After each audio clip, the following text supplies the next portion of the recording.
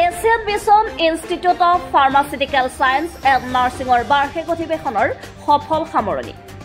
বাৰ্ষিক অধিৱেশনৰ লগত সংগতি ৰাখি বাহিৰ কৰা হয় সাংস্কৃতিক শোভাযাত্ৰা। বৰপেটা জিলাৰ কয়াকুছিস্থিত ব্যক্তিগত খণ্ডৰ আগশাৰীৰ শিক্ষানুষ্ঠান Asian Mission Institute of Pharmaceutical Science and নাৰ্ছিঙৰ প্ৰথম বাৰ্ষিক অধিৱেশন শনিবাৰে দিনজোৰা কাৰ্যসূচীৰে অনুষ্ঠিত হৈছে। প্ৰথম বাৰ্ষিক অধিৱেশনৰ লগত সংগতি ৰাখি কয়াকুছি বজাৰৰ মাজেৰে এক বিশাল সাংস্কৃতিক শোভাযাত্ৰা বাহিৰ কৰা হয়।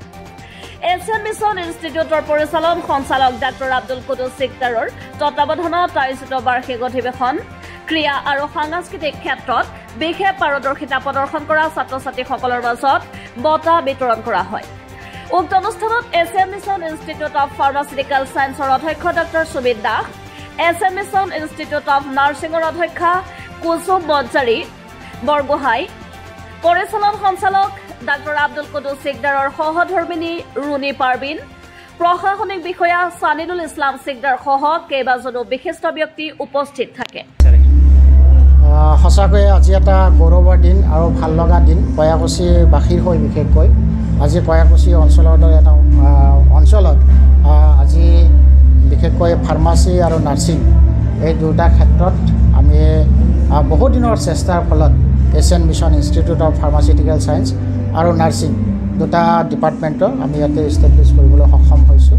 আৰু এই ইষ্টাব্লিছমেণ্টৰ ক্ষেত্ৰত আমাৰ আন যিসকল ব্যক্তি, বিশেষকৈ মই ধন্যবাদ জনাব লাগিব আমাৰ কুসুম মঞ্জুৰী বৰগোহাঁই বাইদেউ নাৰ্ছিঙৰ ক্ষেত্ৰত যথেষ্ট সহায় কৰিছে। আৰু আমাৰ অন্যান্য যিসকল ব্যক্তি, বৰেণ্য ব্যক্তি যিসকল, তেওঁলোকেও যথেষ্ট সহায় কৰিছে। এই চেগতে মই তেখেতসকলক ধন্যবাদ জনাইছোঁ আৰু কৃতজ্ঞতাও জনাইছোঁ। আৰু বিশেষকৈ কৃতজ্ঞতা জনাইছোঁ অসম চৰকাৰক। চৰকাৰে আমাক এইখিনি সুবিধা দিছে। আৰু সঁচাকৈ ভাল লাগিছে যে আজি আমি বিগত 2022 চনত ডিফাৰ্ম বিশেষকৈ ফাৰ্মাচিউটিকেল ছায়েন্স অনুষ্ঠানটো আমি ইষ্টাব্লিছ কৰিছিলোঁ। আৰু 23 বৰ্ষত GNM কোৰ্চটো আমাৰ ইয়াতে ইষ্টাব্লিছ হৈছে বা ৰানিং চলি আছে। ডিফাৰ্মত 60জন ছাত্ৰ ছাত্ৰী নামভৰ্তি কৰিবলৈ সক্ষম হয় আৰু GNMত 50জন ছাত্ৰ ছাত্ৰীয়ে নামভৰ্তি কৰিবলৈ সক্ষম হয়। আজি আমাৰ দিনজোৰা কাৰ্যসূচী আছিলে। ৰাতিপুৱা চাফাই অভিযানৰ পৰা আৰম্ভ কৰি বৃক্ষৰোপণ আৰু পিছত পৰৱৰ্তী সময়ত আমাৰ সাংস্কৃতিক শোভাযাত্ৰা অনুষ্ঠান ইয়াতে হ'ল। আৰু এতিয়া আমাৰ কালচাৰেল প্ৰগ্ৰেম চলি আছে।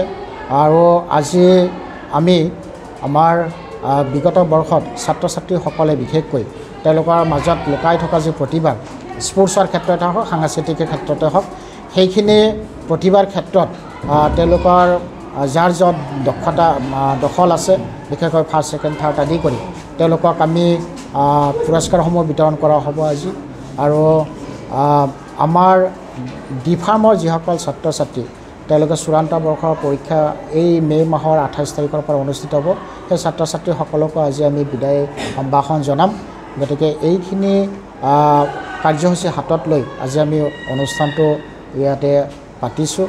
আৰু পিছবেলা বিশেষকৈ আবেলি সাংস্কৃতিক সন্ধিয়া আছে। সাংস্কৃতিক সন্ধিয়াত আমাৰ আমন্ত্ৰিত শিল্পীসকলে তেওঁলোকে গীত মাত নৃত্য পৰিৱেশন কৰিব। এইখিনি আজি আমাৰ দিনটোৰ খুব ভাল লগা দিন বুলি আমি অনুভৱ কৰিছোঁ।